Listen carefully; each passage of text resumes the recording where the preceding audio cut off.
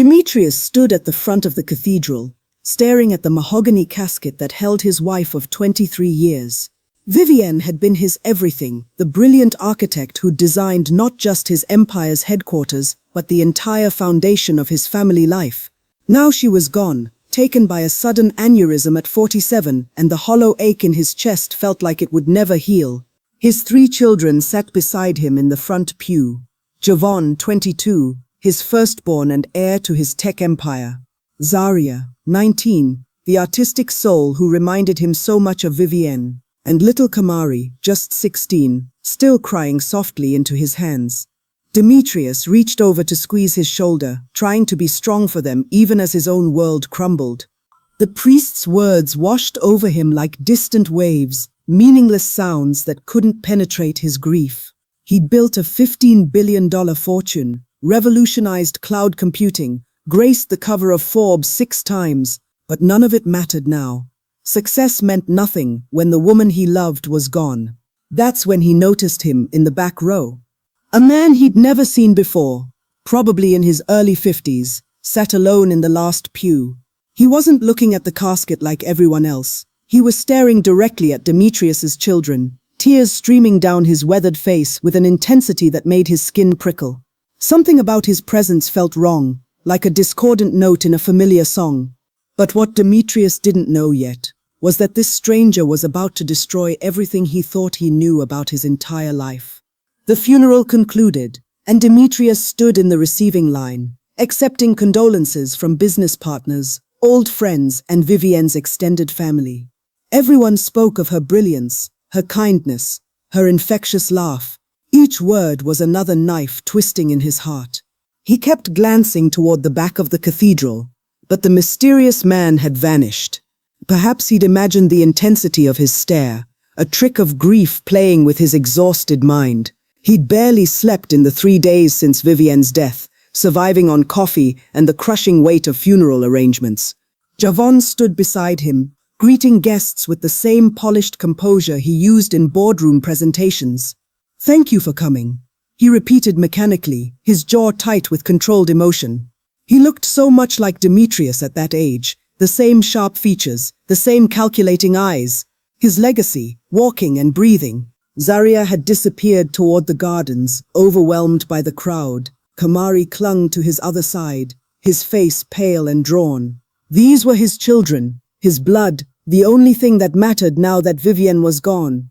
Then a hand touched his shoulder, and he turned to find an elderly woman he didn't recognize.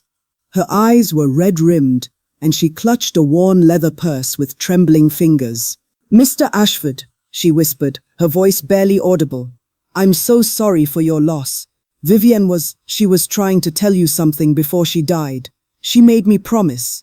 Demetrius's heart stopped, and suddenly the entire cathedral seemed to hold its breath with him. Demetrius guided the elderly woman to a quiet alcove off the main hall, away from the diminishing crowd. His hands were shaking as he faced her, and a cold dread began spreading through his veins like ice water. "Who are you?" he asked, his voice hoarse from hours of thanking mourners. "My name is Margaret Chen. I was Vivienne's therapist for the past 8 months." She looked down at her hands, which were twisting the strap of her purse. "She came to me because she was carrying a terrible secret, something that was eating her alive." The walls seemed to close in around him. Vivienne had never mentioned therapy. In 23 years of marriage, she'd always been an open book, or so he'd believed. What secret could have been so terrible that she'd hide it from him? Margaret's next words came out in a rush, as if she'd been holding them back too long. 2 weeks before she died, she told me she was finally ready to tell you the truth. She'd scheduled a weekend trip to your cabin in Vermont. She said she couldn't live with the lie anymore. His mind raced back to that conversation. Vivienne had seemed anxious when she'd suggested the trip, insisting it be just the 2 of them. He'd agreed, planned it for the weekend after next, but she'd collapsed before they could go. "What truth?" he demanded, his voice rising despite himself. "What was she going to tell me?" Margaret looked up at him with eyes full of pity, and that look terrified him more than anything else. "She made me promise that if something happened to her before she could tell you, I would deliver a letter she left in my care. She reached into her purse and pulled out a sealed envelope. His name was written across it in Vivienne's elegant handwriting, and seeing those familiar loops and curves made his throat constrict. But before he could take the envelope, a voice called out from behind him. "Dad, who's this?" He turned to find Javon approaching, his eyes suspicious as they flicked between Demetrius and Margaret, and in that moment, he made a decision that would change everything. He reached for the letter, even as he had no idea that what it contained would make him question if Javon was truly his son at all. Demetrius slipped the envelope into his jacket pocket before Javon reached him, some instinct telling him to keep this private. Whatever Vivienne had written, it was meant for him alone. "Just an old friend of your mother's," he told Javon, forcing a smile that felt like it might crack his face. "Sharing some memories." Margaret nodded quickly, understanding the dismissal. "I'm so sorry for your loss," she repeated, then hurried away before Javon could question her further. His son watched her go, his brow furrowed. "I've never seen her before. Mum didn't mention a therapist." "Neither did I," Demetrius admitted, and the words tasted bitter. How many other secrets had Vivienne kept? The reception at his estate passed in a blur. He moved through the crowds mechanically, the letter burning like a live coal against his chest. Zaria had composed herself enough to help receive guests, her artist's eye noting every detail, every whispered conversation. Kamari stayed close to his siblings, the three of them forming a united front against their grief. His children, his legacy, everything he'd built had been for them. Finally, mercifully, the last guest departed. He stood in his study, the room Vivienne had designed with floor-to-ceiling windows overlooking the sound. His hand trembled as he pulled out the envelope. For a long moment, he just held it, afraid of what it might contain. Outside, the sun was setting over the water, painting the sky in shades of orange and purple that Vivienne had always loved. Then he broke the seal. The letter was 3 pages long, and the first sentence stopped his heart. "My darling husband, by the time you read this, I hope you found it in your heart to forgive me for the unforgivable thing I've done."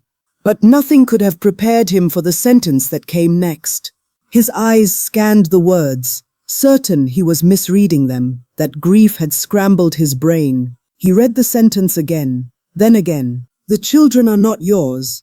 The paper slipped from his nerveless fingers, fluttering to the Persian rug like a wounded bird. He couldn't breathe.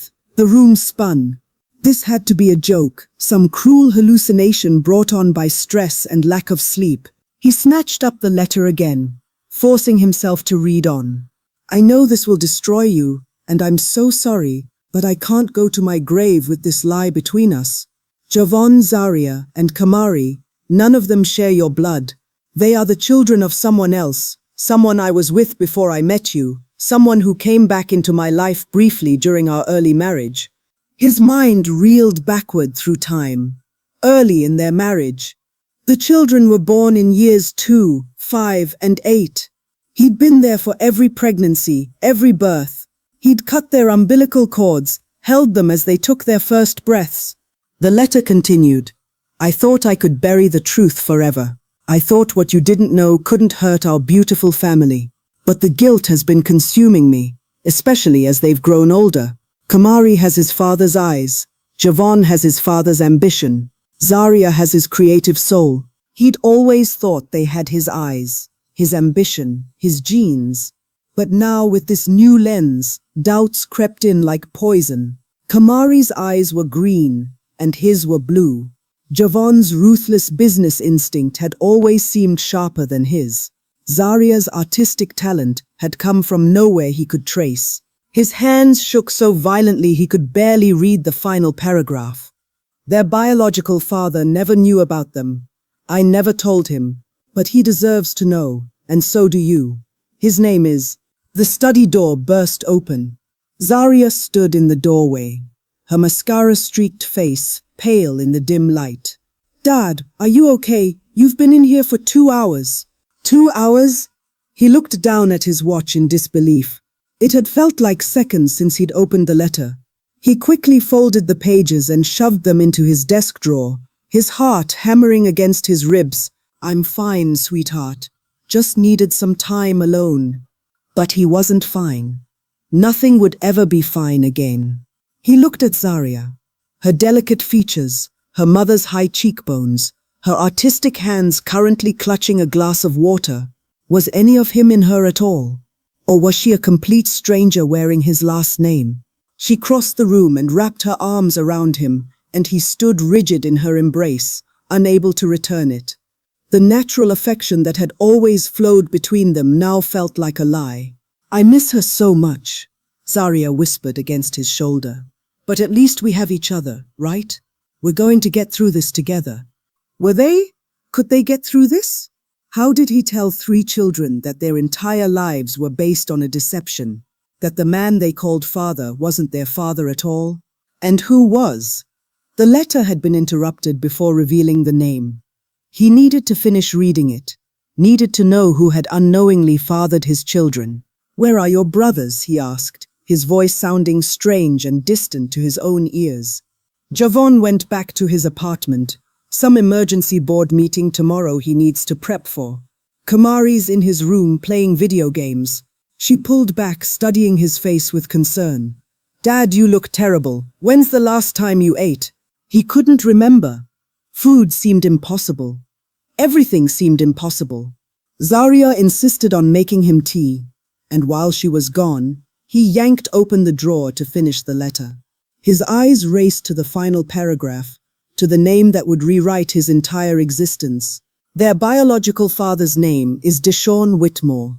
He was my first love, before I met you. He's the man who was sitting in the back row today.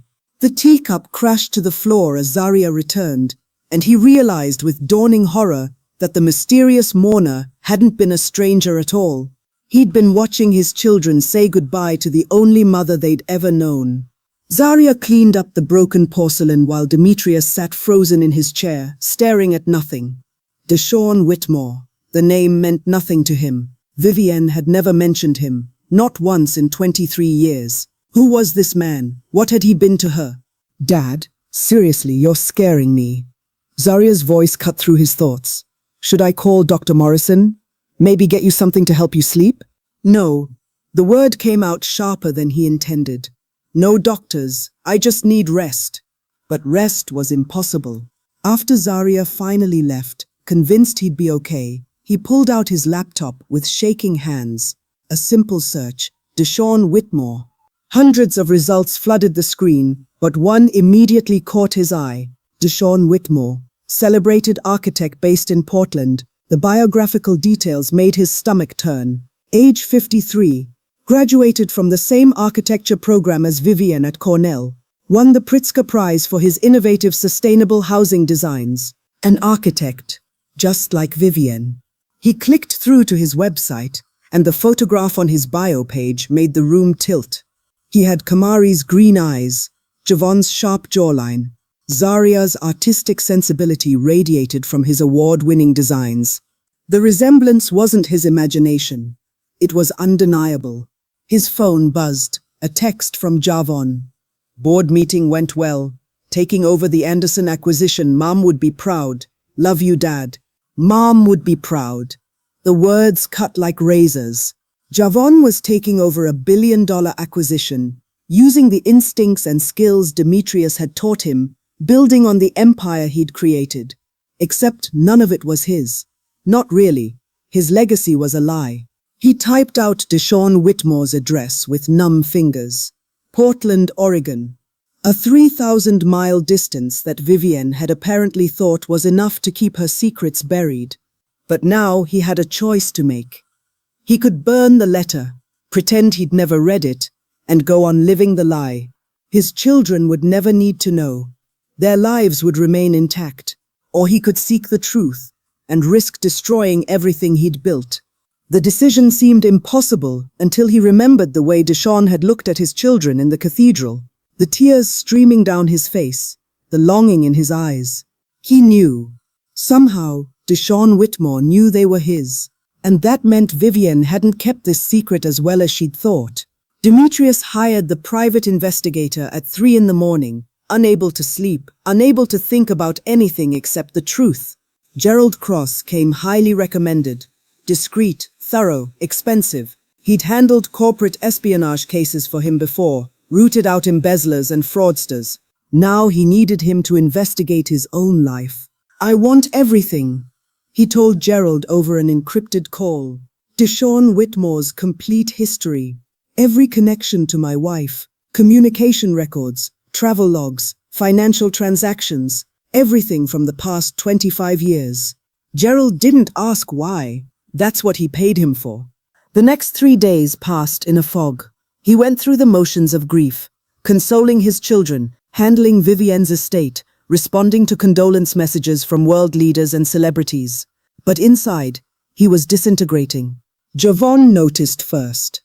"Dad, you're not yourself. Maybe you should take some time off. Let me handle the quarterly earnings call." "I'm fine," he lied, the same lie he'd told 100 times since the funeral.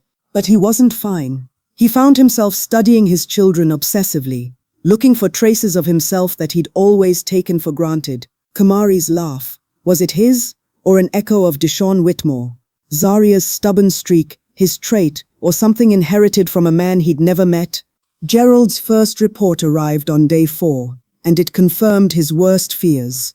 Deshaun Whitmore and Vivienne had indeed been college sweethearts.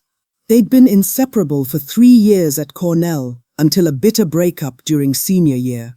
The details were murky, but witnesses remembered Vivienne leaving campus abruptly, transferring to finish her degree remotely. 6 months later, she'd met Demetrius at an industry conference in New York. He'd been immediately smitten with the brilliant, beautiful architect who seemed to understand his vision for the future. They'd married within a year. Javon was born 10 months after the wedding. The timeline made his blood run cold. If Vivienne had been pregnant when they married, she'd hidden it perfectly, or perhaps she'd been uncertain herself. DNA testing wasn't as common 23 years ago. But Gerald's second finding shattered even that hope. "Vivienne and Deshaun reconnected 5 years into your marriage," he reported. "There's a record of them meeting at an architecture conference in Seattle. Hotel security footage shows them having dinner together. 3 times. Zaria had been born 9 months later. His wife had betrayed him. Not once, but repeatedly. And every child he'd raised, every moment of fatherhood he'd treasured, had been built on her lies. The rage that swept through him was unlike anything he'd ever felt. But beneath it lurked something even more terrifying, the question of what he was going to do about it.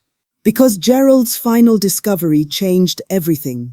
Deshaun Whitmore had been trying to contact Vivienne for the past 6 months, leaving increasingly desperate messages. He'd been demanding a paternity test. Gerald sent him the audio file with a warning. This was left on a voicemail service Vivienne maintained under a different name. Took some work to find it. Demetrius locked himself in his study again, poured 3 fingers of scotch, and hit play. Deshaun Whitmore's voice filled the room, cultured, educated, tinged with desperation.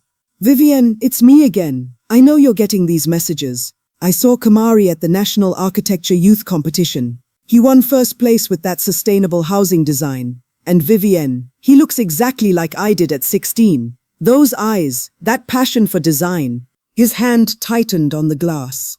Kamari had won that competition 8 months ago. He'd been so proud, thought his talent came from Vivienne's influence and his encouragement. Deshaun continued, "I need to know the truth. Javon reached out to me about an internship. Did you know that? Your son, or maybe our son, wants to work at my firm this summer. He has my drive, my vision. And Zaria, I saw her art exhibition feature in Architecture Digest. She's using design principles I pioneered. Viv, these can't all be coincidences." The message had been left 4 months ago. Vivienne had been seeing her therapist for 8 months. The timeline aligned perfectly. Deshaun's suspicions had driven her to therapy, driven her to plan that confession in Vermont. "I'm not trying to destroy your life," Deshaun said, his voice breaking. "But if those children are mine, I have a right to know. They have a right to know. Please call me back. Let's do this the right way, before I'm forced to take other measures." The recording ended. Other measures? What did that mean? Had Deshaun threatened to expose everything? Had he been planning to show up at Demetrius's door with DNA evidence? His phone rang, making him jump. Gerald's name flashed on the screen. "There's more," he said without preamble. Deshaun Whitmore booked a flight to New York 3 days before Vivienne died. He was coming to confront her. "Did he make it?" Demetrius asked, though he already knew the answer. No. He was at the airport when he got the news about her death. Security footage shows him collapsing at the gate. He took the next available flight anyway, and went straight to the funeral. The man in the back row, crying as he watched the only woman he'd ever loved being eulogized by the man who'd unknowingly stolen his entire family. But then Gerald said something that made his world tilt even further. "There's one more thing." Deshaun Whitmore filed a petition with a family court in Oregon 2 weeks ago. He's requesting a posthumous paternity test on Vivienne's DNA and court-ordered tests for all 3 children. The glass slipped from his hand, spilling scotch across his desk. Demetrius called his attorney at dawn. Jonathan Price had handled his corporate legal matters for 15 years. Mergers, acquisitions, patent disputes. But this was different. This was personal. "He can't do this," he said, pacing his study as the first light broke over the water. "They're my children. My name is on their birth certificates." Jonathan's silence stretched too long. When he finally spoke, his voice was careful, measured. "Actually, he can. Oregon law allows for posthumous paternity testing when there's reasonable cause, and if Deshaun can prove he had a relationship with Vivienne during the relevant conception periods, what happens then?" His voice sounded hollow. "If the tests prove he's the biological father, he could petition for legal recognition, custody rights, inheritance claims, retroactive child support. It would be complicated."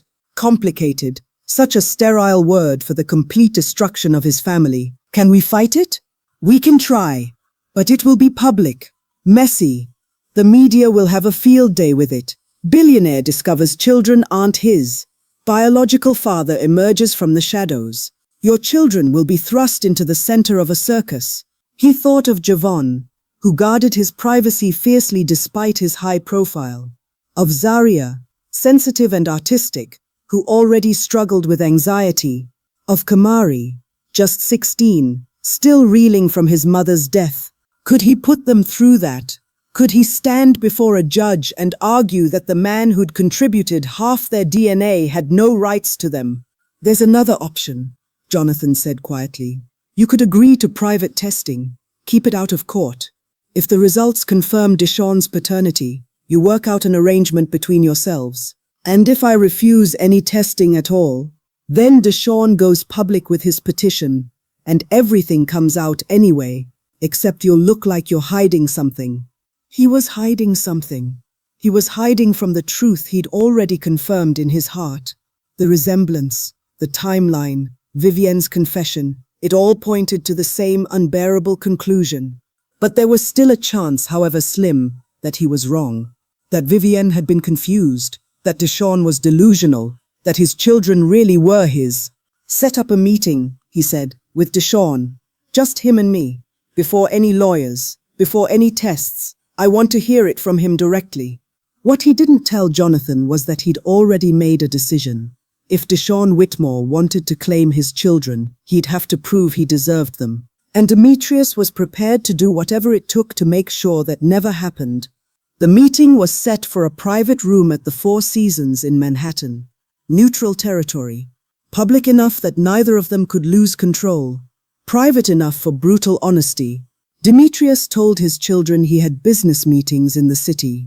Javon barely looked up from his laptop, already consumed by his work at the company. Zaria was locked in her studio, painting furiously, her way of processing grief. Kamari asked if he could come along, eager to escape the oppressive sadness of the house. "Next time, buddy," Demetrius promised, ruffling his hair. Green eyes looked up at him with trust and affection. How long until that trust shattered? The 3-hour drive to Manhattan gave him too much time to think. He rehearsed conversations in his mind, each one more hostile than the last. What did you say to the man who destroyed your life without even knowing it? What did you say to someone who had biology on his side but nothing else? He arrived early and ordered coffee he couldn't drink. The room overlooked Central Park, and he watched joggers and tourists moving through their ordinary lives, envying their simple problems. Deshaun Whitmore arrived exactly on time. He was taller than he'd appeared in the cathedral, with the lean build of someone who stayed active. His hair was graying at the temples, and yes, those were definitely Kamari's eyes.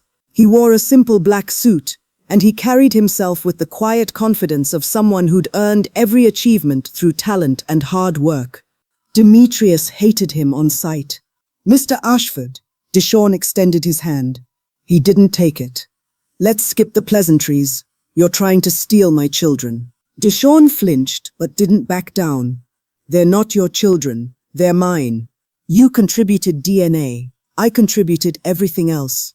Every scraped knee, every bedtime story, every college tuition payment. What exactly makes you think you deserve them?" Deshaun's jaw tightened. "I didn't know they existed until recently. Vivienne never told me. If I'd known, if you'd known, what? You would have destroyed her marriage? Ruined 3 innocent lives?" Demetrius stepped closer, years of contained rage finally finding a target. "You had an affair with my wife and now you think that gives you rights?" "I didn't have an affair with your wife." Deshaun's voice rose. "Vivienne and I were together first. You're the one who came after." The words hung in the air like a challenge. Demetrius realized with creeping horror that from his perspective, Demetrius was the interloper. He was the one who'd stolen his future. But then Deshaun said something that made his blood run cold. "And I can prove she came back to me. I have letters, emails, hotel receipts. Our relationship didn't end when she married you." His world tilted. If Deshaun had evidence of an ongoing affair, that changed everything. Deshaun pulled out his phone and began swiping through files with shaking hands. "I didn't want to do this. I hoped we could be civilized. But if you're going to fight me, you need to understand what you're up against." He turned the screen toward Demetrius, who saw an email dated 6 years into his marriage. Vivienne's email address at the top. The subject line, "We need to stop this." His hands trembled as he read her words.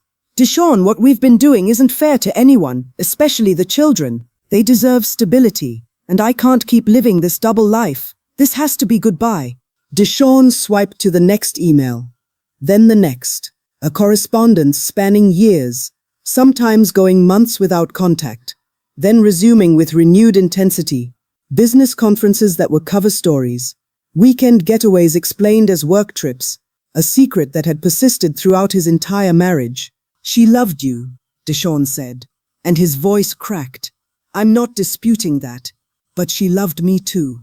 And the children, Kamari was conceived during one of our reunions. I'm certain of it." Demetrius wanted to hit him, wanted to smash his phone and his face and this entire impossible situation. But something held him back, the realization that Deshaun was a victim in this too. Vivienne had lied to both of them. "Why come forward now?" he demanded. "Why not leave things alone?" "Because I'm dying." The words came out flat, matter of fact. "Pancreatic cancer, stage 4. I have maybe 6 months left." The room seemed to spin. Demetrius gripped the back of a chair for support. Deshaun continued, his composure cracking. "I've wasted my whole life. Built buildings, won awards, made money. But I never had a family, never had children. And now I find out I've had 3 children all along, and I've missed everything. Every birthday, every milestone, every moment that mattered." He turned away, wiping his eyes. "I don't want to take them from you. I know I can't undo the past. But I need them to know the truth before I die. I need them to know I existed, that I would have been there if I'd known." Despite everything, the rage, the betrayal, the fear, Demetrius felt something unexpected. Pity. But pity wouldn't protect his children from this truth. Pity wouldn't erase the pain they'd feel when they learned their entire identity was a lie. "What exactly are you proposing?" he asked. Deshaun met his eyes, and in them he saw desperation mixed with determination. "DNA testing. When the results confirm what we both already know, we tell them together. I'm not trying to replace you. I just want to know them before I die." It sounded reasonable, civilized. But every instinct screamed that once he opened this door, he could never close it again. And then Deshawn added the detail that would force his hand. I've already told my lawyer to move forward with the court petition if I don't get an answer within 48 hours. He was giving Demetrius 2 days to voluntarily destroy his family, or he'd do it publicly. Demetrius left the Four Seasons in a daze, Deshawn's ultimatum echoing in his mind. 48 hours to decide whether to cooperate with the DNA testing or face a public legal battle that would destroy his children's privacy and expose Vivienne's secrets to the world. The drive home was mechanical. He didn't remember taking the exit or pulling into his driveway. The house loomed before him, this architectural masterpiece Vivienne had designed, and now he wondered if Deshawn had influenced that design too. Had they discussed it during their secret meetings? Had she incorporated his ideas into the home where he'd raised his children? Kamari met him at the door, his face bright with excitement. Dad, I got into the summer architecture intensive at Yale. The acceptance came today. Demetrius forced a smile, pulled him into a hug. His lanky teenage frame still fit against him the same way it had since he was small. That's incredible, buddy. Your mom would be so proud. I know, I wish I could tell her. His voice wavered, grief still fresh. Can we visit her grave this weekend? I don't know, tell her about it somehow? His throat tightened. Vivienne's grave, where he'd buried her with all her secrets intact. What would Kamari think if he knew the woman he mourned had lied to him his entire life? Of course, we'll all go together. After Kamari ran off to call his friends, Demetrius found Javon in the study. His study reviewing acquisition documents. He looked up with the sharp, assessing gaze that reminded Demetrius so much of himself in his 20s. Except it wasn't him, was it? It was Deshawn Whitmore, the ruthless architectural visionary who'd built an empire through sheer determination. The Anderson deal is falling apart, Javon said without preamble. Their board is getting cold feet. I think we should up the offer by 3% and accelerate the timeline. Demetrius had taught him that move, the aggressive counter when negotiations stalled. But had he really taught him? Or had Javon inherited those instincts from a man who built sustainable housing complexes through equally aggressive innovation? Do it, he said, suddenly exhausted. You have good instincts. Javon's expression softened slightly. Mom always said I got my business sense from you. I hope that's true. The knife twisted deeper. He had no idea how loaded that statement was. That night, Demetrius sat in the darkness of his bedroom, the room he'd shared with Vivienne for over 2 decades. Her things were still everywhere. Her reading glasses on the nightstand, her robe hanging on the bathroom door, the lavender scent she loved lingering in the air. He pulled out his phone and stared at Deshawn's number. One call would set everything in motion. DNA tests. Truth. The end of the life he'd built. But what was the alternative? Let Deshawn go to court? Let his children find out their mother's betrayal in a courtroom, surrounded by lawyers and judges and media reporters? At 2 a.m., he made his decision. He texted Deshawn, I'll agree to the tests. Private lab, results sealed. But if we do this, we tell them together, and we do it my way. His response came immediately. Agreed, thank you. Demetrius stared at those 2 words for a long time. Thank you, as if he'd given him a gift instead of agreeing to detonate his entire existence. But what he didn't know yet was that the DNA tests would reveal something far more complicated than anyone anticipated. The DNA collection was scheduled for a private lab in Manhattan under assumed names. Demetrius told his children he needed them to come into the city for routine medical screenings, something about Vivienne's sudden aneurysm requiring genetic testing for the family. Javon barely questioned it, used to his business-like approach to health matters. Zaria seemed anxious but compliant. Kamari, still riding the high of his Yale acceptance, chatted the entire drive about his summer plans. Demetrius felt like he was leading them to slaughter. The lab was sterile and anonymous, located in a medical building that handled high-profile clients who valued discretion. The technician explained the process with practiced efficiency. Simple cheek swabs. Results in 72 hours. Why do we all need testing if it's about mom's aneurysm? Zaria asked, her artist's intuition sensing something off. He'd prepared for this. They need to establish baseline family genetics. It's standard procedure. The lie came so easily now. After all, he'd been living a lie for 23 years without knowing it. Javon went first, his swab labeled and sealed. Then Zaria, who gripped Demetrius's hand throughout the process, as if sensing his tension. Finally Kamari, who made jokes about his DNA being worth millions for his superior genes. If only he knew how right he was. After the children were done, Demetrius provided his own sample. Then, in a separate room, Deshaun Whitmore provided his. They didn't speak, couldn't even look at each other. The man who'd stolen his wife, his legacy, his entire identity as a father. The technician assured them the results would be sent to both of them simultaneously, encrypted and confidential. 72 hours. 3 days until his world officially ended. That night, he couldn't sleep. He wandered the house like a ghost, studying family photos with new eyes. Javon at his Harvard graduation, his arm around Demetrius, both of them smiling. Was that love in his eyes, or just habit? Zaria's art show opening, where she'd thanked him for always believing in her talent. Had she inherited that talent from Deshaun instead? Kamari's 16th birthday, blowing out candles while the family sang. What would these moments mean when they knew the truth? He found himself in Vivienne's studio, the converted greenhouse where she'd worked on her architectural designs.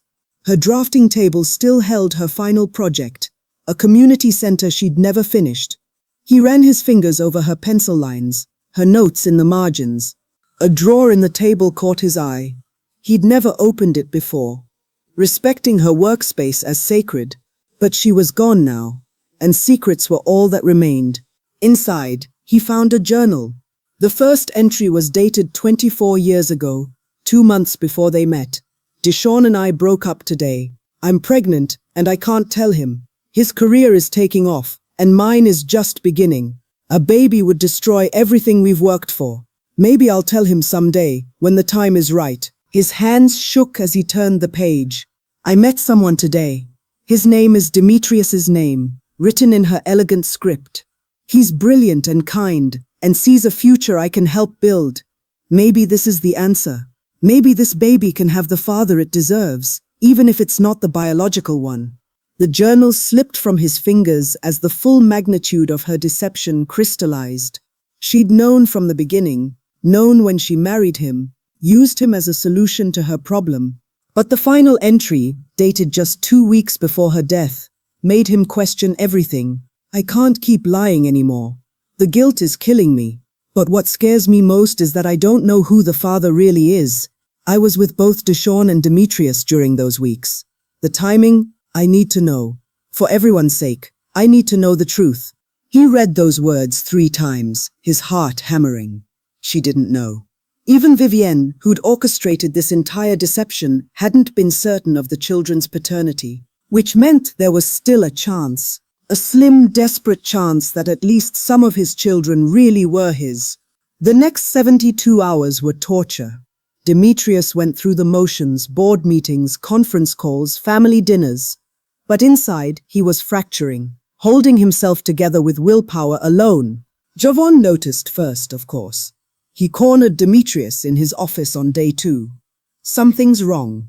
You've been distracted since the medical tests. Is there something you're not telling us about Mom's death? The irony almost made him laugh. There was something he wasn't telling them, but it had nothing to do with how Vivienne died and everything to do with how she'd lived.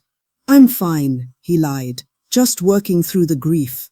But Javon wasn't convinced. Dad, we're adults. If there's a health issue, if we're at risk for aneurysms or something worse, we deserve to know. Adults. When had he become so mature, so capable? Demetrius had watched him grow from a crying infant to this composed, brilliant man, and every moment had felt like his. How could he tell him it might all be stolen time? The results come back tomorrow, he said. We'll discuss everything then.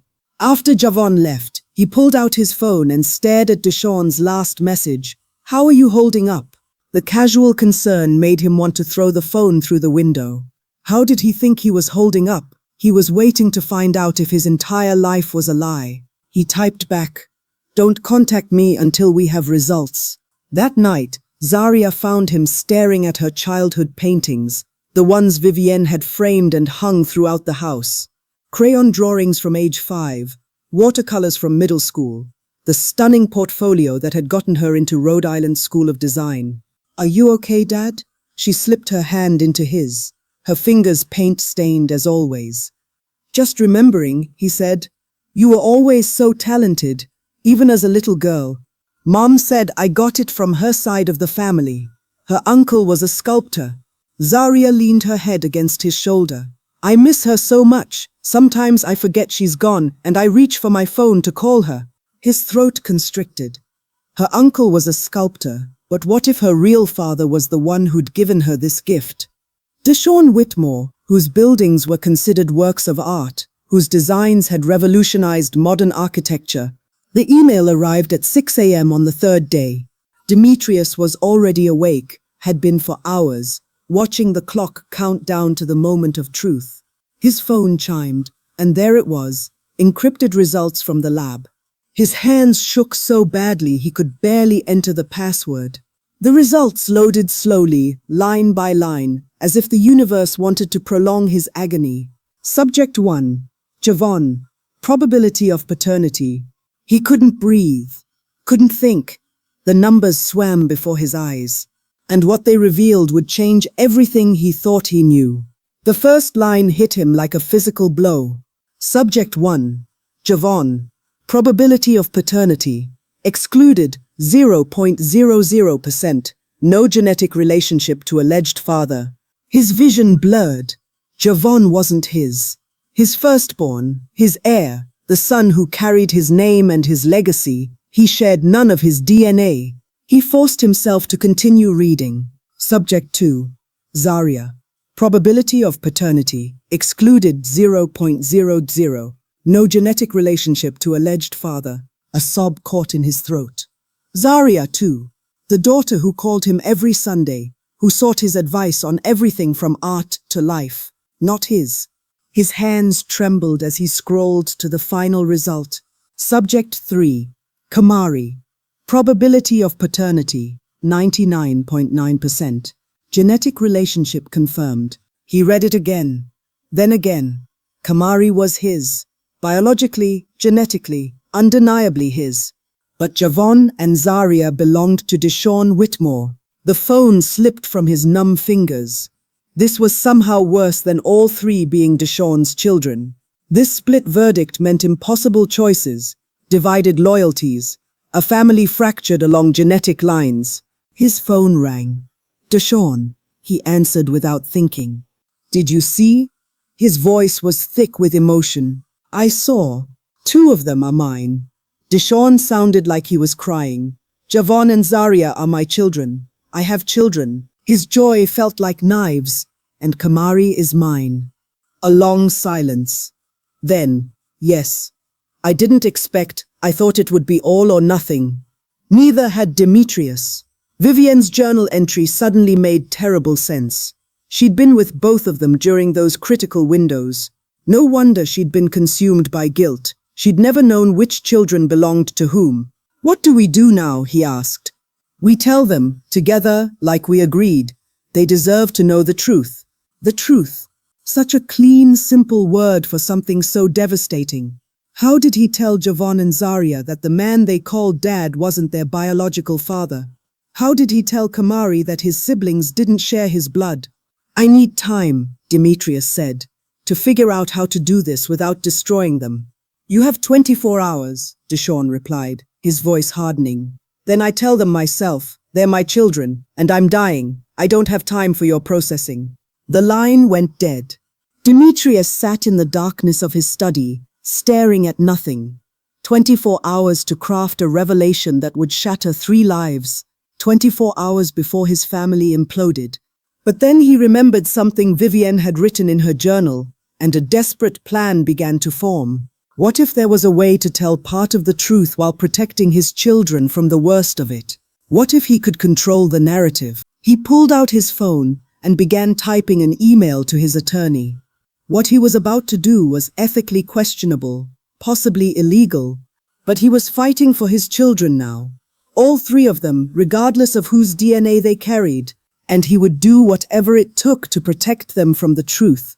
Jonathan Price called him back within 30 minutes, his voice concerned. "What you're proposing is fraud. If Deshawn finds out—" "He won't," Demetrius interrupted. "Not if we're careful." The plan was simple in concept, diabolical in execution. He would show his children falsified DNA results, documents showing that all three were his biological children. Meanwhile, he'd meet Deshawn's demand by arranging private meetings between him and Javon and Zaria, ostensibly as a family friend who wanted to get to know them before his death. Deshawn would get time with his biological children. His children would be spared the devastating truth, and Demetrius would maintain the family structure that had existed for over 2 decades. "This is a temporary solution at best," Jonathan warned. "When Deshawn dies, there will be an estate. If he leaves anything to Javon and Zaria in his will, questions will be raised. He has 6 months, maybe less. I just need to get through this without destroying my family." But Jonathan's next question stopped him cold. "What about Kamari? Are you going to tell him his siblings aren't fully related to him?" He hadn't thought that far ahead. Kamari was only 16, still grieving his mother. How could he burden him with this secret? "No one knows," he decided. "Kamari thinks all 3 of them are mine. That doesn't change. And when Javon and Zaria eventually find out the truth, because they will, eventually, these things always come out. By then they'll be older, stronger, and Deshawn will be gone, so there won't be anyone pushing the issue." It was a terrible plan. He knew it even as he implemented it. But the alternative, watching his family fracture in real time, was unbearable. He called Deshawn that afternoon. "I'll bring Javon and Zaria to meet you this weekend. But you can't tell them who you really are. Not yet. They're too fragile right now, still grieving their mother." "That's not what we agreed. The DNA results split differently than either of us expected. We need to be strategic about this. Give me a few weeks to prepare them, then we'll tell them together." He could hear Deshawn's breathing, heavy and labored. The cancer was already affecting him. "I'm dying. I don't have weeks. You have enough time to do this, right? Meet them first.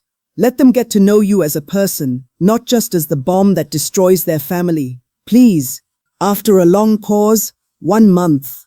"Then I'm telling them with or without your cooperation." He'd bought himself 30 days. 30 days to figure out a better solution or to make peace with the inevitable. That evening, he gathered his 3 children in the living room. His heart hammered as he held up the falsified DNA results. "The genetic testing came back," he said, keeping his voice steady. "Good news. None of you are at elevated risk for aneurysms or other vascular conditions." Relief flooded their faces. Javon immediately returned to his laptop. Zaria squeezed his hand. Kamari grinned and asked if he could go play video games. Simple, easy. The lie accepted without question because they had no reason to doubt him. But as they dispersed, Demetrius caught his reflection in the window and barely recognized himself. He'd become exactly what Vivienne had been, a liar protecting his children from a truth that would destroy them. The question was whether he could live with that choice. Demetrius arranged the meeting at an upscale restaurant in Manhattan, neutral territory where he could control the environment. Javon and Zaria arrived separately, both puzzled by his mysterious invitation to meet an important business colleague. Deshawn was already seated when they arrived, looking gaunt in his tailored suit. The cancer was progressing faster than expected. His green eyes, Kamari's eyes, followed Demetrius across the room with barely contained emotion. "Javon, Zaria, this is Deshawn Whitmore," he said, his voice steady despite his racing heart.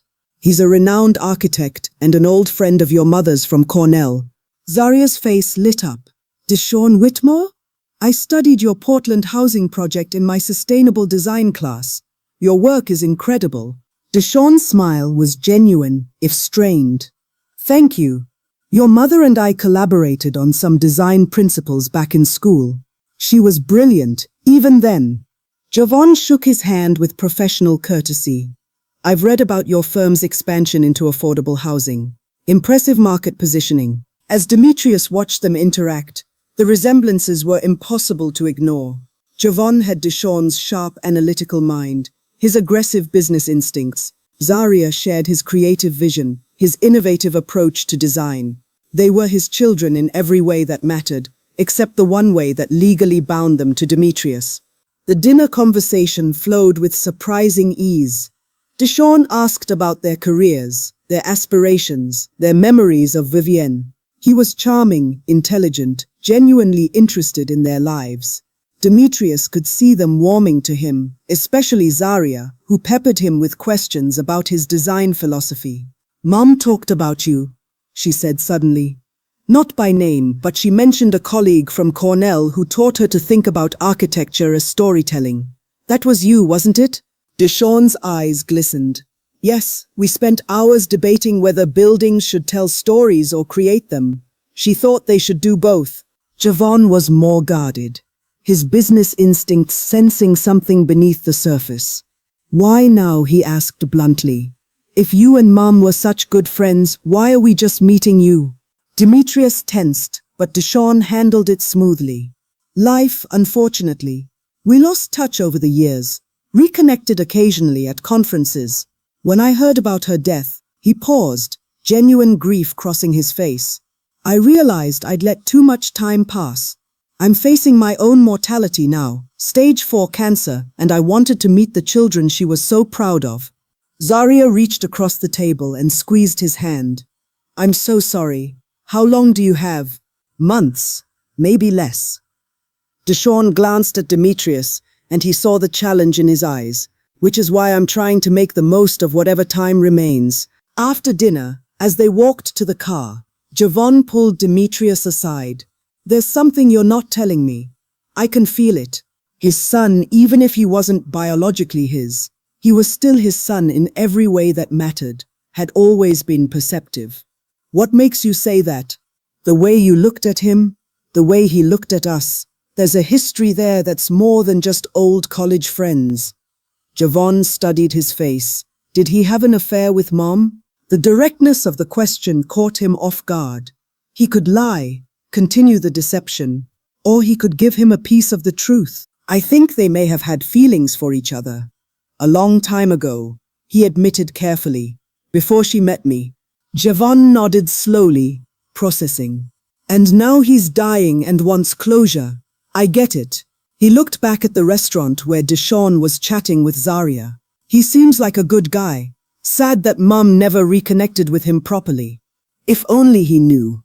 But then Javon said something that made his blood run cold. I'm thinking about taking that internship at his firm this summer. If he's willing to mentor me, I'd be stupid to pass that up. His biological son was about to spend the summer working for the man who'd fathered his other 2 children. The irony would have been funny if it wasn't so devastating. The summer internship began 3 weeks later. Javon moved into a corporate apartment in Portland, enthusiastic about learning from Deshawn Whitmore's firm. Demetrius tried to dissuade him, suggested other opportunities, even offered to double his salary to work at the company instead. But Javon was stubborn, inherited from Deshawn, apparently. This is a once-in-a-lifetime chance, Dad. He's a legend in sustainable architecture. I can't pass this up. So Demetrius watched his son, the one who wasn't biologically his, fly across the country to work with his biological father, neither of them knowing the truth. The irony was suffocating. Meanwhile, Zaria had stayed in touch with Deshawn, video calling him weekly to discuss architecture and design. She'd become fascinated by his life story, his rise from a working-class background to architectural stardom. She was writing an essay about him for a design journal. He's dying, Dad, she told Demetrius one evening.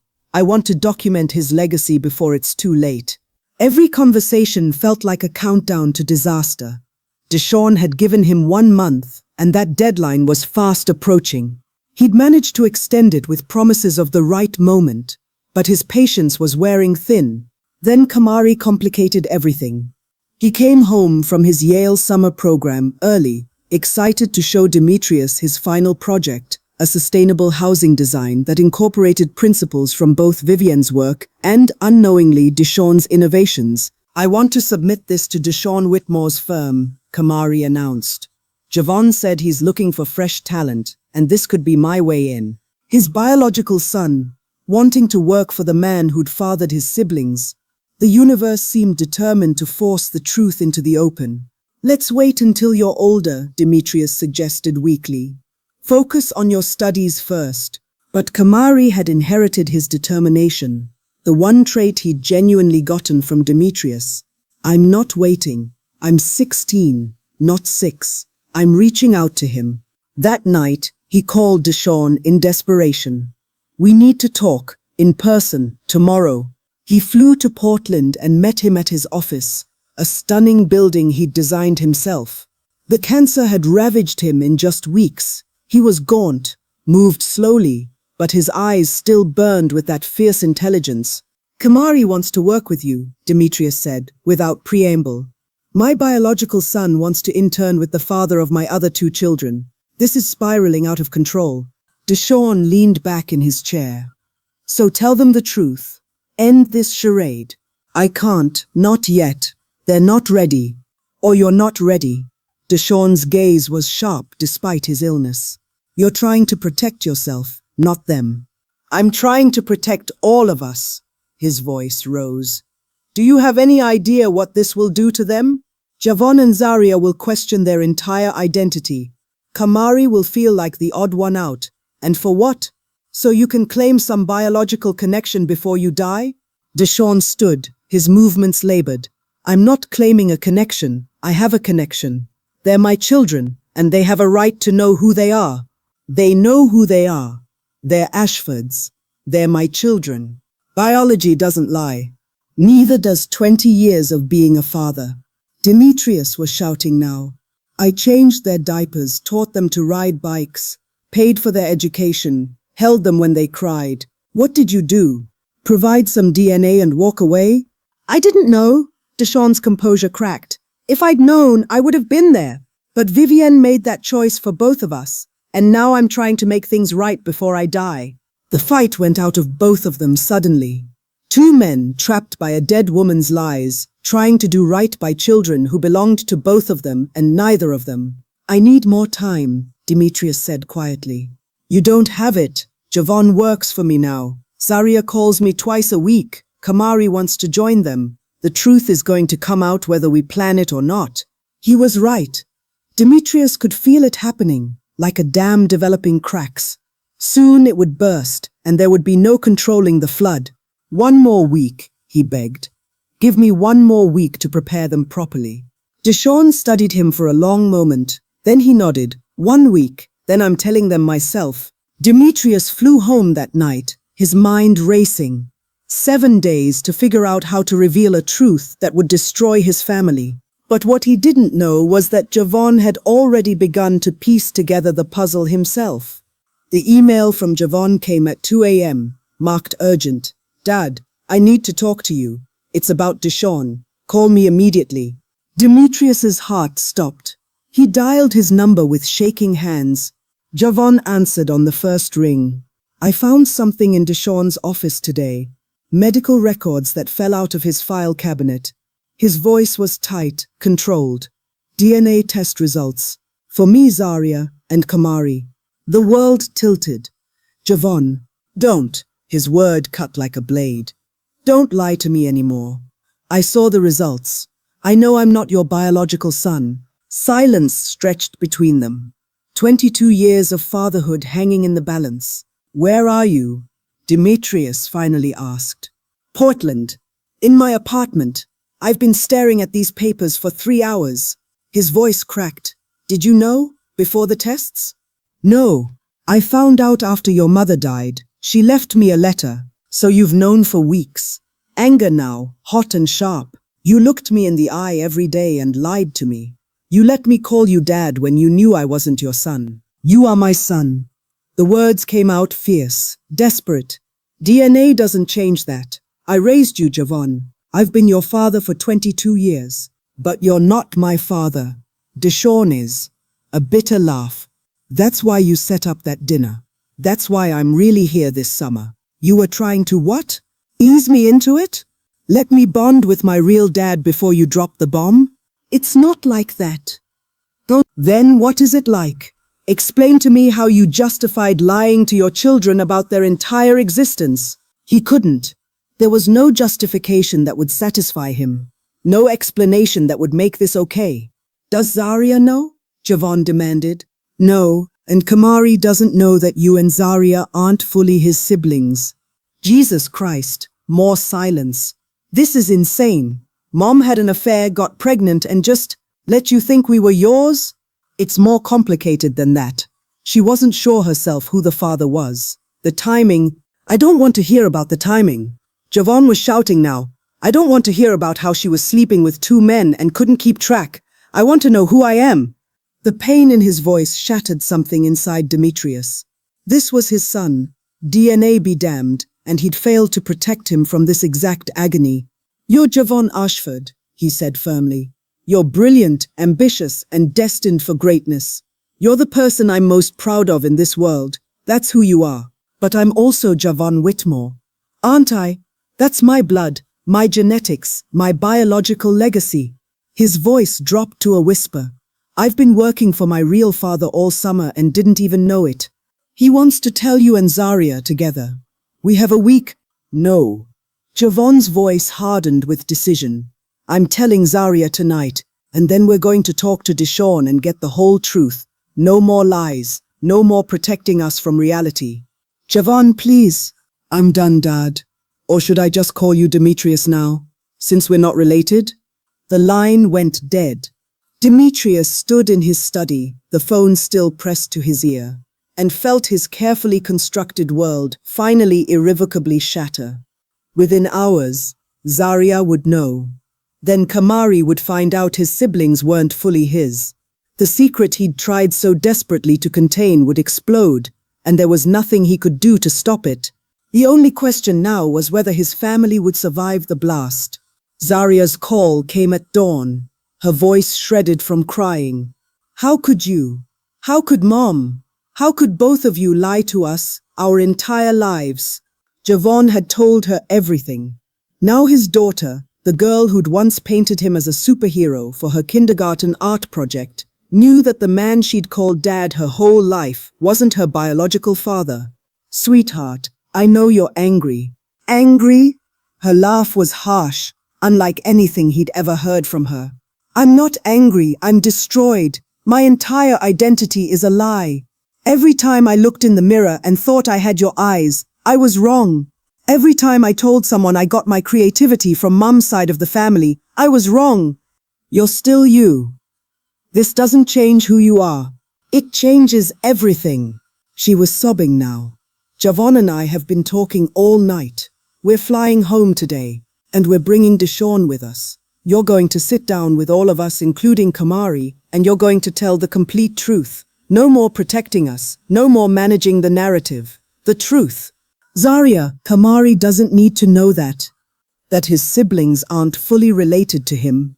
That our mother was having an affair throughout her marriage. You're right, he doesn't need to know. He deserves to know. We all deserve to know. Her voice dropped to something cold and final. We're landing at 7 p.m. Be ready. The call ended. Demetrius had 12 hours before his entire family gathered for the conversation that would either bind them together or tear them apart forever. He spent the morning in a daze, trying to figure out what to say, how to explain. But every rehearsed speech sounded hollow. There were no words to make this okay. At noon, he went to Kamari's room. He was packing for his return to Yale's summer program, earbuds in, oblivious to the approaching storm. Kamari, we need to talk. He pulled out one earbud. What's up? How did he tell his 16-year-old son that his siblings were only half-siblings? That his mother had maintained a decades-long affair? That his perfect family was built on lies? Your brother and sister are coming home early. With a family friend. We're going to have an important conversation tonight. Kamari's face brightened. Is this about Deshawn Whitmore? Javon said he wanted to meet me. This is amazing. I can show him my Yale project. It's not that kind of meeting. Demetrius sat on his bed, suddenly exhausted. There are some things about your mother, about our family, that we need to discuss. His smile faded. What kind of things? Tonight. We'll talk about everything tonight. The hours crawled by. He tried to work, couldn't focus, tried to eat, couldn't stomach food. At 6 p.m., he found himself standing in Vivienne's studio again, surrounded by her designs and her lies. He pulled out her journal and read the final entry one more time. I don't know who the father really is. I was with both Deshawn and Demetrius during those weeks. The timing, I need to know. For everyone's sake, I need to know the truth. She died before getting that truth. Now he was left to deliver it to the children she'd betrayed. At 7 p.m. exactly, the front door opened. Javon entered first, his face carved from stone. Zaria followed, her eyes red and swollen, and behind them came Deshawn Whitmore, looking like a ghost, thin, pale, clearly in pain. Kamari came bounding down the stairs, then stopped short when he saw their expressions. What's going on? Demetrius stood in the center of his living room, surrounded by the 4 people he loved most in the world, and prepared to tell them a truth that would change everything. Sit down, he said quietly. All of you. It's time you knew who you really are. The silence in the room was suffocating. Javon and Zaria sat on one couch, a united front. Kamari perched on the arm of a chair, confused and increasingly worried. Deshawn stood by the window, looking out at the sound, giving Demetrius the floor. He'd rehearsed this moment 100 times in his mind. Every version had failed to capture the weight of what he was about to do. Before your mother died, he began, his voice surprisingly steady, she left me a letter. In it, she confessed something that she'd kept hidden for over 20 years. He looked at each of his children in turn. She told me that she'd been unfaithful during our marriage, and that there was uncertainty about who fathered you.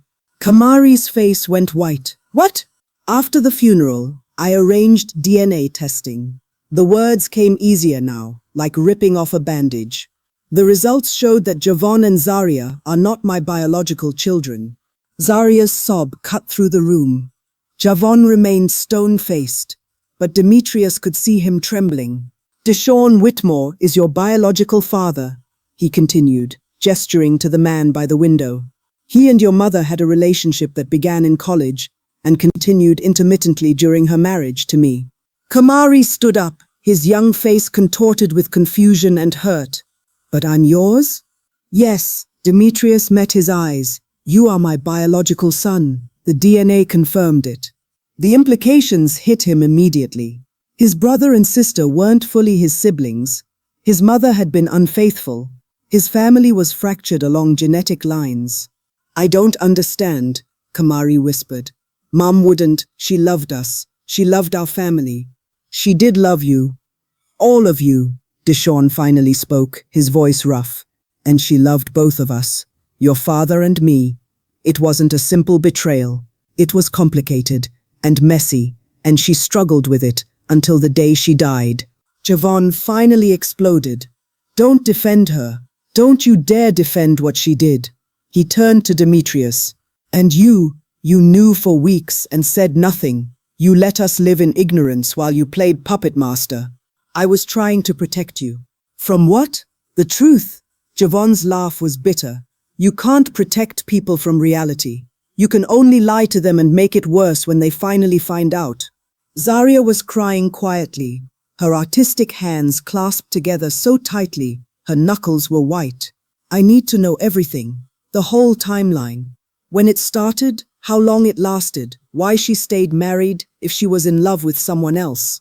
Demetrius and Deshawn spent the next 2 hours laying out the complete truth. The college romance, the breakup, Vivienne's pregnancy with Javon, which she'd hidden from Deshawn, her marriage to Demetrius, which she'd entered partly out of genuine affection and partly as a solution, the intermittent reunions with Deshawn over the years, the uncertainty about each child's paternity. She was going to tell you, Deshawn added, his eyes glistening.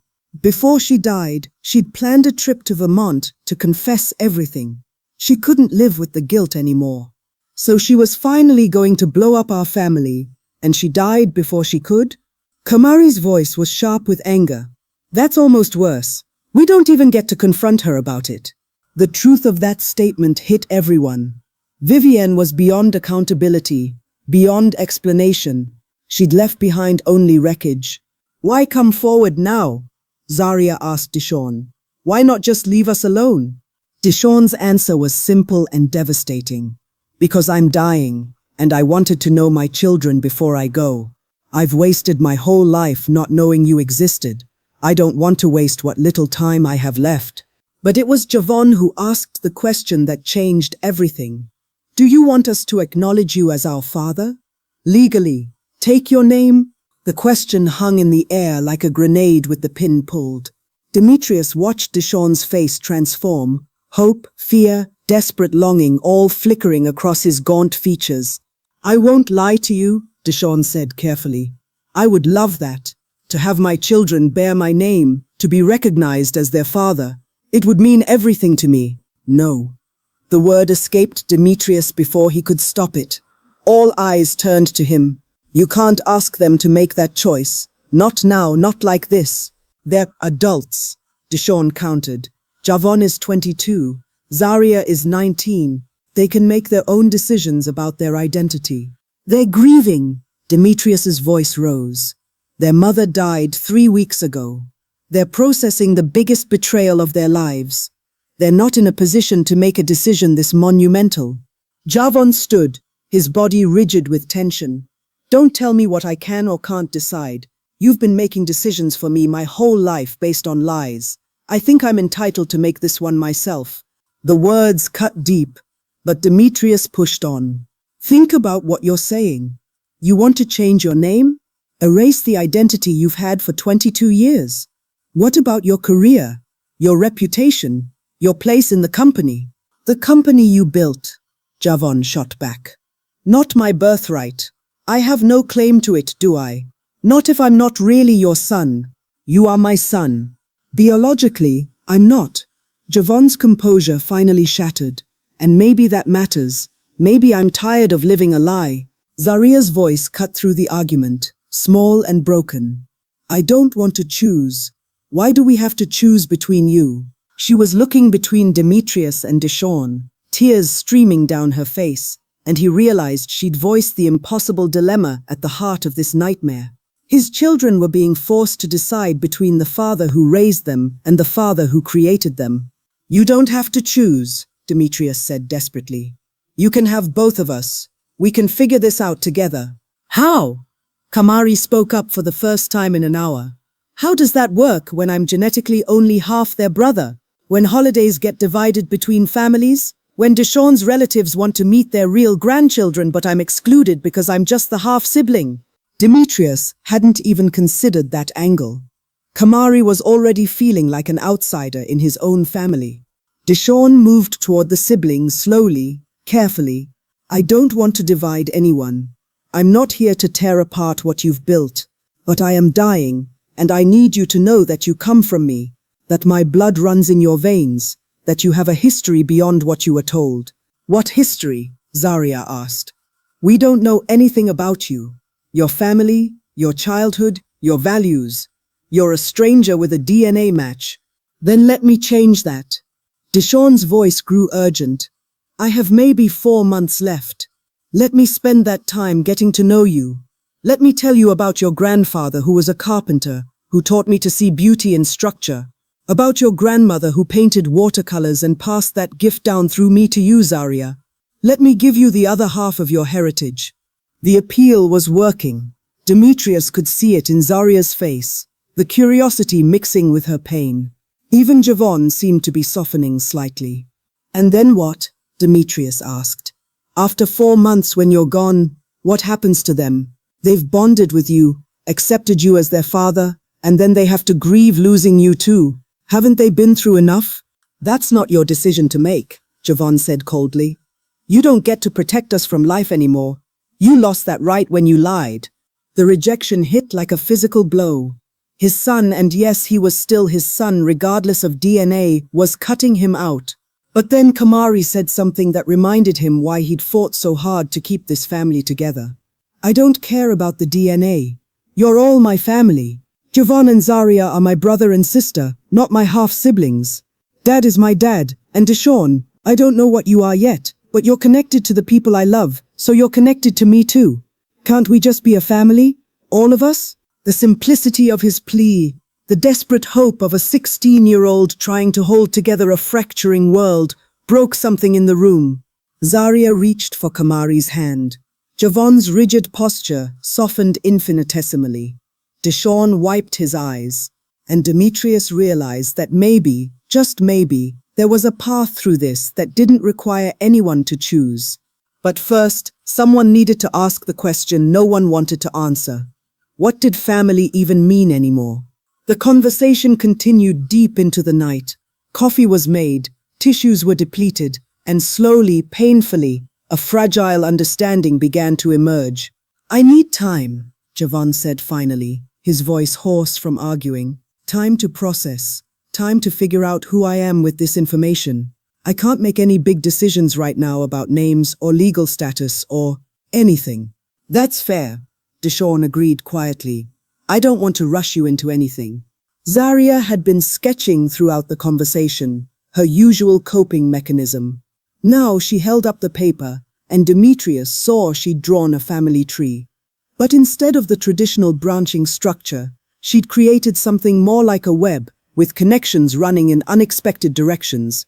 This is us now, she said. Messy and complicated, and not fitting into normal categories. But maybe that's okay. Maybe family doesn't have to be a straight line. Kamari studied the drawing. So Deshawn is what? Our bio-dad? And you're our raised us dad? The clinical terminology made Demetrius flinch, but it was accurate. I'm fine with that, Deshawn said. I'm not trying to replace anyone. I just want to be part of your lives, however that looks. I want to know you, Zaria said slowly. I want to understand where half of me comes from. But I also need you to know that he, she gestured to Demetrius, is my father in every way that matters. Biology is just one piece of that puzzle. The words were a lifeline. She wasn't rejecting him, just expanding her definition of family. But Javon remained conflicted. I don't know how to reconcile this. I've spent 22 years thinking I was one person, and now I find out I'm someone completely different. My instincts, my talents, my drive, I thought they came from you. He looked at Demetrius, but they came from him. He turned to Deshawn. How do I separate what I learned from what I inherited? You don't, Demetrius answered before Deshawn could. You don't have to separate it. Everything that makes you who you are is a combination of nature and nurture. Deshawn might have given you the raw materials, but I helped shape how you used them. We both contributed to the man you've become. It was perhaps the most honest thing he'd said all night. And it was true. Javon was a product of both of them, whether Demetrius liked it or not. Deshawn nodded slowly. He's right. And honestly, Javon, seeing the person you've become, I'm grateful that he raised you. You turned out better than I probably could have managed on my own. The generosity of that statement surprised everyone, including Demetrius. Deshawn could have been bitter, resentful about the lost years. Instead, he was acknowledging Demetrius's role in shaping his biological children. What about practical matters? Kamari asked, ever the pragmatist despite his age. Like, does Deshawn have other family we should know about? Do we have half-siblings somewhere? Medical history we need to be aware of? Deshawn shook his head. No other children. I never married.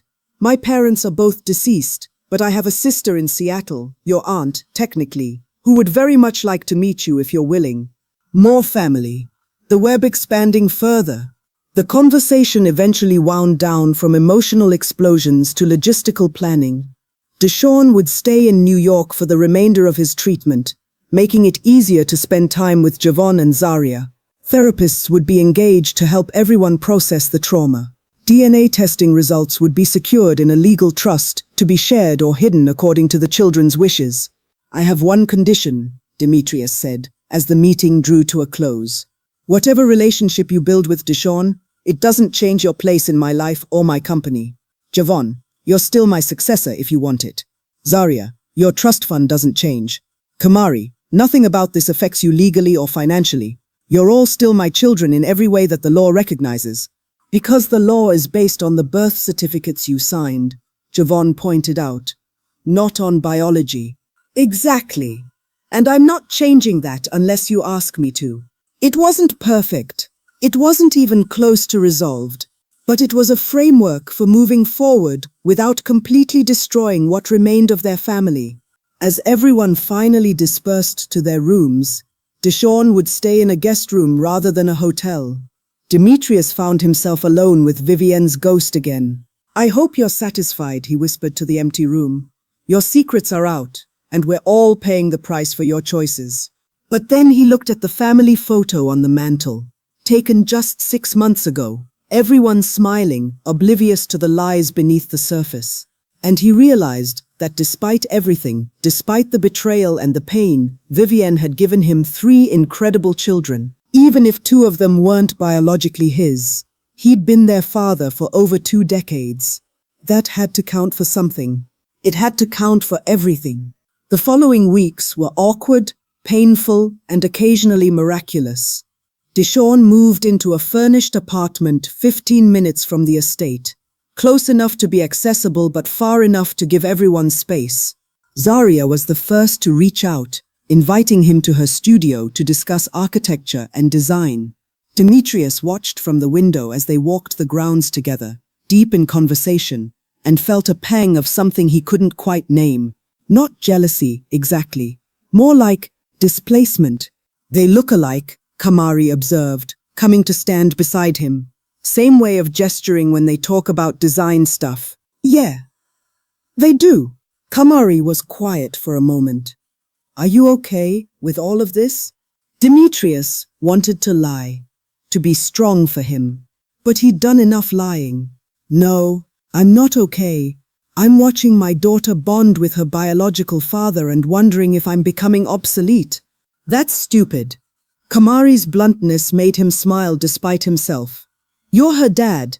Deshawn is, I don't know, her genetic contributor? There's a difference, is there? When the genetics come with shared interests, shared talents, a shared way of seeing the world. Kamari shrugged. Mom and I shared genetics, but you're the one who taught me how to think critically, how to solve problems. That stuff matters more than DNA. His biological son, defending his place in the lives of children who weren't biologically his.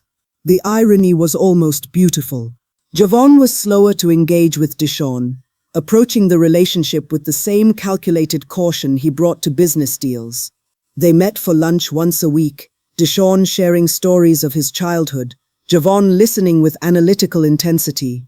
He's trying to figure out how much of himself comes from Deshawn versus how much comes from you, Zaria explained one evening. It's like he's doing a cost-benefit analysis on his own identity. That sounds like Javon, Demetrius admitted. Yeah, well, that analytical approach, that came from you. Deshawn is more intuitive, more willing to take creative risks. She paused. You both shaped him. That's what he's struggling to accept. The genetics counselor they'd hired helped frame it in terms that made sense. Javon and Zaria had inherited certain predispositions from Deshawn, artistic vision, spatial intelligence, certain personality traits. But Demetrius had shaped how those traits developed, encouraged some, moderated others, integrated them into functioning adults. Nature and nurture, inextricably linked. The hardest part was watching Deshawn's health deteriorate. The cancer was aggressive, and even with treatment, everyone could see him fading. He'd started using a cane. His face grew more gaunt. But he spent every ounce of energy he had left building relationships with Javon and Zaria. One afternoon, Demetrius found him sitting in Vivienne's studio, looking through her old design portfolios. Strange, isn't it? Deshawn said without looking up. We both loved the same woman, and we're both here in the space she created. Demetrius wanted to hate him. It would be easier if he could, but watching him study Vivienne's work with such tender reverence, he felt only a profound sadness. Did she love you? He asked. Really love you? Or was it just nostalgia and convenience? Deshawn was quiet for a long moment. I think she loved us both, in different ways. You gave her stability, partnership, a life she could be proud of. I gave her passion, I suppose. The what if that she couldn't quite let go of. And the children? I think she hoped they were yours. Easier that way. Less complicated. He closed the portfolio gently. But when they started showing my traits, my interests, my face in the mirror, she couldn't ignore it anymore. The guilt killed her, Demetrius said. Not literally, but emotionally. The stress of maintaining the lie for decades. Maybe the guilt was just her way of punishing herself for wanting two lives at once. Deshawn looked up at him finally. For what it's worth, I don't think she regretted marrying you. The life you built together, the family you created, it was real, even if the foundation was flawed. It was perhaps the kindest thing he could have said, and the cruelest. Their marriage had been real, but it had been built on lies. Their family was genuine, but fractured by genetics. Are you going to contest the will? Demetrius asked. Vivienne had left everything to him and the children. As the biological father of two of them, Deshawn could make a legal claim. No, they're taken care of. And that's what matters. I've established my own trusts for them, to be distributed after my death. But I won't try to take anything from the life you built. The generosity was unexpected. Demetrius had prepared for a fight, for legal battles and financial disputes. Instead, Deshawn was trying to make this as painless as possible. Thank you, he said quietly. Don't thank me. I'm the interloper here, not you. I'm just trying to know my children before I die. That's all I've ever wanted. As Demetrius left the studio, he realized that Deshawn Whitmore wasn't his enemy. He was just another person caught in the web of Vivienne's choices, trying to make the best of an impossible situation. The real question was whether there would be enough time for him to build something meaningful with Javon and Zaria before the cancer claimed him. The call came at 3 in the morning. Deshawn had collapsed in his apartment, and Javon, who'd been there working late on a project, had called the ambulance. Demetrius arrived at the hospital to find all 3 children in the waiting room. Javon paced like a caged animal. Zaria cried quietly. Kamari sat rigid with shock. They're saying days, not weeks, Javon said without preamble. The cancer spread to his brain. They can make him comfortable, but there was no coming back from this. The man who'd upended their lives was dying faster than anyone had anticipated. He's asking for you, a nurse said, appearing in the doorway. All of you. The private room was dim, machines beeping softly. Deshawn looked impossibly small in the hospital bed, tubes and wires connecting him to life support. His eyes, though, Kamari's eyes, were still sharp, still aware. I'm sorry, he said, his voice barely a whisper. I wanted more time with you. Zaria rushed to his bedside, gripping his hand. Don't apologize. You found us. That's what matters. Javon stood at the foot of the bed, his face carefully neutral. But Demetrius could see the cracks in his composure. This man was his biological father, and he was losing him before he'd fully figured out what that meant. I need to tell you some things, Deshawn continued, struggling for breath. Before I can't. What followed was the story of his life, his childhood, in a working-class family, his rise through architecture, his regret over never having a family, but also his pride in the children he'd created, even unknowingly, his gratitude to Demetrius for raising them well. Javon, you have my drive, but you got your ethics from him. Deshawn gestured weakly toward Demetrius. Don't forget that. Success without integrity is just ambition. Javon nodded, unable to speak. Zaria, your art comes from my side, but your heart comes from your mother and your father. Keep both. Don't let biology define you. Zaria was sobbing openly now. And Kamari, Deshawn focused on Demetrius's biological son. You're the bridge, the one who connects all of us. That's a gift, not a burden. Remember that family is what you make it, not what genetics dictate. Kamari wiped his eyes. I'll remember. Deshawn's gaze finally settled on Demetrius. Thank you for letting me do this. I know it would have been easier to shut me out, keep the secret buried. But you gave me the greatest gift. You gave me my children, even for just a little while. Demetrius couldn't speak past the lump in his throat. This man had been his rival, his nightmare, the embodiment of his worst fears. But in the end, he was just a dying man trying to know his children. They're good kids, he finally managed. You should be proud. I am, but that's because of you, not me. You raised them. You shaped them. Biology is just the starting materials. You did the real work. The monitor began beeping more urgently. Nurses rushed in. The end was coming faster than expected. I love you, Deshawn said to Javon and Zaria. The first time he'd said it, and probably the last. I love you both. I'm sorry I wasn't there, but I would have been. I would have chosen you. Javon finally broke, tears streaming down his face. I know you would have. Deshawn's eyes closed, his breathing shallow. The doctor pulled them all aside, explaining that it was only a matter of hours now. They could keep him comfortable, but the cancer had won. They spent the night in that hospital room, all 5 of them, the shattered remains of a family that had never been whole, watching as the man who'd created half of it slipped away. Deshawn Whitmore died at dawn, with his biological children holding his hands and the man who'd raised them standing witness. And somehow, in that moment of loss, their fractured family felt more complete than it had in weeks. Deshawn's funeral was smaller than Vivienne's, but no less emotional. His sister from Seattle arranged everything, welcoming Javon and Zaria with tears and open arms. They had an aunt they'd never known existed, and she had niece and nephew she'd never thought she'd meet. The service was held at an architectural landmark Deshawn had designed early in his career, a chapel with soaring windows that captured light in ways that seemed impossible, fitting for a man who'd spent his life making beauty from structure. Demetrius sat in the front row with his 3 children, and no one questioned his presence. He'd earned his place in this grief, even if biology said he shouldn't be there. Javon gave the eulogy. Demetrius had expected him to struggle, to fall back on his professional composure. Instead, he spoke from the heart about the father he'd barely known but already missed.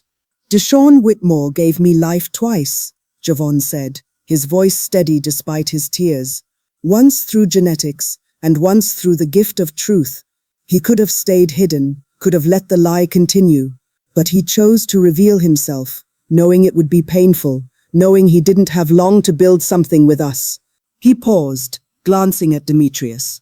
He also taught me that fatherhood isn't about DNA. It's about showing up. And while Deshawn showed up at the end, my dad, the man who raised me, has shown up every day for 22 years. I'm lucky enough to have had both. The words felt like absolution. Javon wasn't choosing between them. He was acknowledging both. Zaria's tribute was visual. A design she'd created incorporating elements from both Deshawn's work and Vivienne's, a fusion of their styles that represented the blended heritage she carried. She'd had it rendered as a memorial piece to be installed at one of Deshawn's housing developments. This is who I am, she explained, gesturing to the design. Part him, part her, part the man who raised me, part the experiences I've had. You can't separate the pieces without destroying the whole. After the service, Deshawn's sister pulled Demetrius aside. He talked about you, those last weeks. Said you were a better man than he'd have been in your position. Said the children were lucky to have you. The words shouldn't have mattered, but they did. His rival's blessing, given at the end. The wake was held at Deshawn's firm, surrounded by models of his buildings and photographs of his work. Javon and Zaria moved through the crowd, accepting condolences, learning about the man whose DNA they carried. Demetrius watched them with Kamari, who kept a supportive hand on his shoulder. You okay? Kamari asked quietly. I don't know what I am, he admitted. Relieved? Guilty? Sad? All of it, probably. That's allowed. A woman approached, late 50s, professionally dressed. You're the father who raised them? Demetrius nodded, not sure what title to claim anymore. I worked with Deshawn for 30 years. He talked about them constantly these past months, showed me photos, told stories he'd learned from you. She smiled sadly. He was grateful, you know. that they'd had a good life, a stable childhood. He said biology gave them potential, but you gave them character. Another blessing, another acknowledgement that his role had mattered. As the evening wound down, Javon found him looking at a photograph of Deshawn from his early career. Young, ambitious, full of life. He looked startlingly like Javon. "I'm not changing my name," Javon said abruptly. Demetrius turned to him, surprised. "I thought about it. Deshawn even suggested it, said he'd be honored if I took his name. But I'm Javon Ashford. That's who I've been for 22 years, and changing it won't change who I am." He met Demetrius's eyes. "You raised me. You taught me everything that matters. The DNA doesn't change that." Relief flooded through him. "You don't have to decide this now. You're grieving." "I'm not deciding because I'm grieving. I'm deciding because I know who I am. I'm your son. I'm also Deshawn's son, genetically. But the name I carry, the legacy I build, the man I become, that's all based on the foundation you gave me." It was the most definitive statement Javon had made since learning the truth, and it felt like forgiveness. Zaria joined them, and together the three of them plus Kamari stood looking at Deshawn's photograph. "We should do something for him," Zaria said. "A memorial project or scholarship in his name. Something that acknowledges what he gave us." "And what you gave him," Demetrius added. "He died knowing his children. That's all he wanted." The four of them left the wake together, a family transformed but not destroyed. The truth had shattered them, but somehow, in the breaking and the rebuilding, they'd become something stronger. Not traditional, not simple, but real, and maybe that was enough. The conference room at Ashford Technologies was packed with journalists. Javon stood at the podium, poised and professional, announcing the company's latest acquisition. "This expansion into sustainable housing development," he explained, "represents a fusion of technological innovation and architectural vision. It's a sector my late biological father, Deshawn Whitmore, pioneered, and one that Ashford Technologies is honored to continue." The casual acknowledgement of Deshawn as his biological father no longer shocked anyone. Javon had made his peace with the dual heritage, mentioning it when relevant but not letting it define him. Demetrius watched from the wings with pride. His son, and yes, he was still his son, had grown into a leader who could honor both his fathers without being confined by either. After the press conference, Javon found him in his office. "The board approved the Deshawn Whitmore Memorial Scholarship," he said. "Full ride for architecture students from working-class backgrounds. First award goes out next fall." It was Zaria's idea, a way to honor the man whose blood they shared. The scholarship would be funded jointly by Ashford Technologies and the proceeds from Deshawn's estate, which he'd left entirely to Javon and Zaria. "He'd be proud," Demetrius said simply. "Yeah, I think he would be." Javon hesitated at the door. "You know, I've been in therapy, trying to process everything." "That's good. How's it going?" "It's complicated. My therapist keeps asking me how I feel about having two fathers, and I keep trying to explain that I don't. I have one father who raised me, and one biological contributor who I got to know briefly before he died. They're not the same thing." The distinction mattered to Demetrius more than he could express. "What does your therapist say to that?" "She says I'm compartmentalizing, trying to minimize Deshawn's role to protect you." Javon smiled slightly. "I told her she's half right. I am protecting you, but not by minimizing Deshawn. I'm protecting the truth that you're my father, period. The rest is just genetics." Across town, Zaria was having her own breakthrough.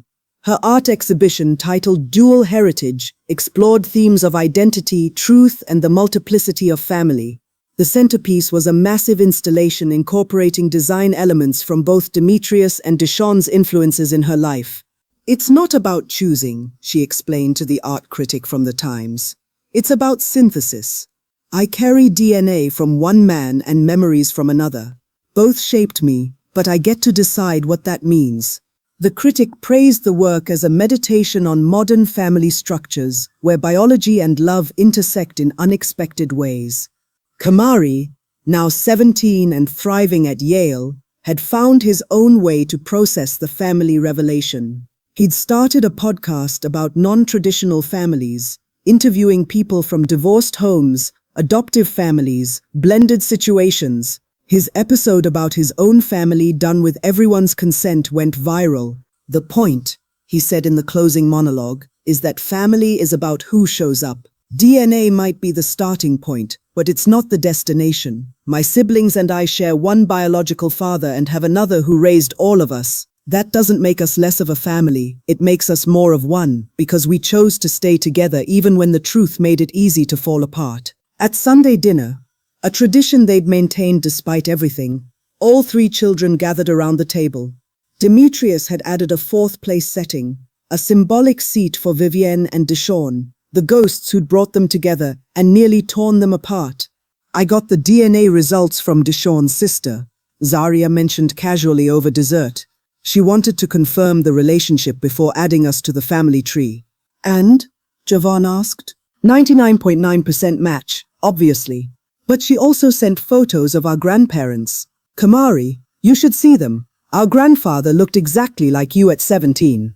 The easy way they now discussed the genetics without pain or awkwardness showed how far they'd all come. The truth was no longer a wound. It was just a fact, incorporated into the family narrative. Deshawn's sister wants us to come to Seattle for Christmas," Zaria continued. "Meet the extended family. She has kids, our cousins, technically." Demetrius waited to feel threatened by this expansion of their world. Instead, he felt only a quiet acceptance. His children were building bridges to the heritage they'd inherited, and that was healthy. "You should go," he said. "I'll be fine here. Or you could come with us," Javon suggested. "Aunt Linda already asked if you'd join us. She wants to thank you for raising us." The invitation surprised him. "I don't want to intrude on your time with Deshawn's family." "You're not intruding. You're part of the story." Zaria reached across the table to squeeze his hand. "Besides, we're not going as the Whitmore kids. We're going as the Ashfords, who happen to be related to the Whitmores. Big difference." Kamari grinned. "Plus, someone needs to make sure they don't try to claim Javon and Zaria permanently. We're keeping them." The casual possessiveness made Demetrius smile. Kamari had struggled the most with feeling like an outsider after the revelation, but he'd found his footing. His siblings were his siblings, regardless of genetics. "I'll think about it," he promised. Later, alone in his study, he pulled out the letters Deshawn had written to Vivienne over the years, the ones Gerald had found during his investigation. He'd kept them, unsure why. But tonight he finally understood. They were part of his children's history, evidence of a love that had existed parallel to his own marriage. Someday, Javon and Zaria might want to read them, to understand the man whose passion and pain had helped create them. He added the letters to a box he was assembling. Photos of Deshawn, his architectural drawings, the journal entries where Vivienne had written about him, a legacy for children who deserve to know all their truths, not just the comfortable ones. The doorbell rang, unexpected at this hour. He opened it to find a delivery man with a package. "From the law offices of Price and Associates," he said. Inside was a letter from Jonathan, his attorney, and a smaller sealed envelope marked to be opened by Javon, Zaria, and Kamari Ashford together. Jonathan's letter was brief. This arrived from Deshawn Whitmore's estate attorney. He left instructions for it to be delivered 6 months after his death. "I trust you'll know what to do with it." Demetrius held the envelope, feeling its weight. One last message from Deshawn to the children he'd barely known. This was it, the final piece of his legacy, the last words he'd have with them. He set it on the mantel and called his children. "I need you all to come home this weekend. There's something Deshawn left for you." Whatever the letter contained,